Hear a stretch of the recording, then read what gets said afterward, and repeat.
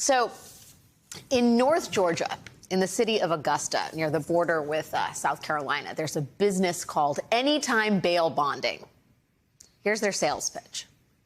If someone you know was arrested and charged with a crime, please contact Augusta Bail Bonds. Augusta Bail Bonding can help you get your loved one out of jail quickly. Apparently, it is a good slogan because Augusta has done brisk business in the state of Georgia. According to the Washington Post, since its founding, the company has executed more than 200,000 bonds with a total liability of over $834 million.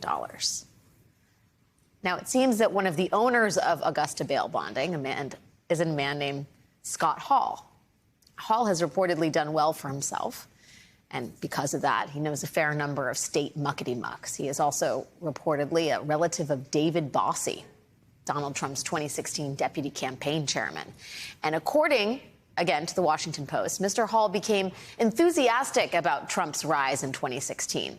Hall boasted of attending the Trump campaign VIP watch party on election night in New York in 2016.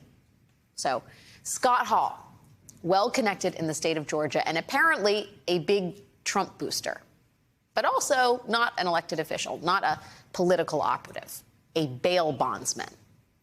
And yet, by November 20th of 2020, Scott Hall finds himself in a central role in the Georgia presidential election. Hall's name comes up in an email from the head of the state's Republican Party, David Schaefer, to Trump's 2020 campaign election day operations official, Robert Sinners. It says, quote, Scott Hall has been looking into the election on behalf of the president, on behalf of David Bossie. I know him. By December 3rd, bail bondsman Scott Hall was testifying to the Georgia State Senate as part of Rudy Giuliani's misguided efforts to convince legislators that there was widespread fraud in Georgia in the 2020 election. I got up this morning, okay, and cried, okay? I literally cried. I've got just as many friends on the Democratic side of the aisle as I do the Republican. And I feel like I've got Alabama and Auburn playing football. Alabama won by a nose. Auburn goes back and reviews the video, and they say, you didn't quite make it. And they're saying, you're just mad because you didn't lose or you lost. And I said, no, I think you're cheated. When in reality, somebody paid the damn referee $1 million to, in fact, call this game. Okay? Bail bondsman Scott Hall has become such an expert in this alleged fraud that former Overstock CEO Patrick Byrne, one of the most absolutely unhinged voices in Trump's ear during that post-election period, Patrick Byrne starts referring to bail bondsman Scott Hall as our man in Georgia. So Scott Hall is in the big leagues at this point. And then on January 2nd, the day that Donald Trump calls Georgia's Secretary of State Brad Raffensperger to ask him to find nearly 12,000 votes, on that day, bail bondsman Scott Hall allegedly spends about an hour on the phone with Jeffrey Clark, the Justice Department official who's working furiously to tip the election to Trump. And on that day, reportedly after that call, Jeffrey Clark allegedly tries to persuade his bosses at the Justice Department to send a fraudulent letter to Georgia's governor, as well as the heads of the state House and Senate, claiming that the DOJ has serious concerns about Georgia's elections. So what did Scott Hall say to Jeffrey Clark? I would sure like to know. By January 7th, Scott Hall is chartering a jet to Coffee County, where he's seen on camera inside the election offices. There he is. That's all part of an effort to steal data from Georgia voting machines in order to prove that somehow the voting machines had been tampered with.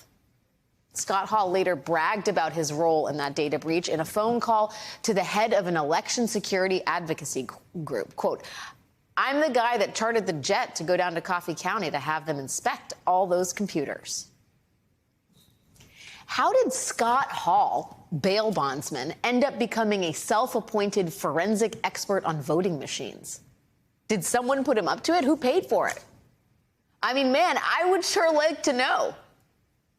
And on that front, it turns out we are all in luck as far as that information is concerned.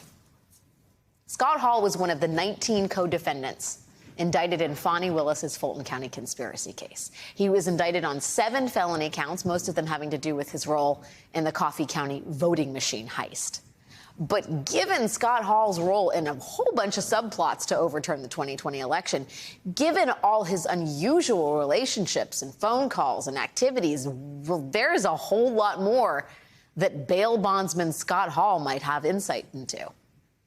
And the news today, the very big news out of Fulton County that broke just a few hours ago, is that bail bondsman Scott Hall has accepted a plea deal with Fulton County prosecutors. He has pleaded guilty to 5 misdemeanor counts in exchange for his cooperation and his potential testimony against his fellow co-defendants. This feels like a big deal.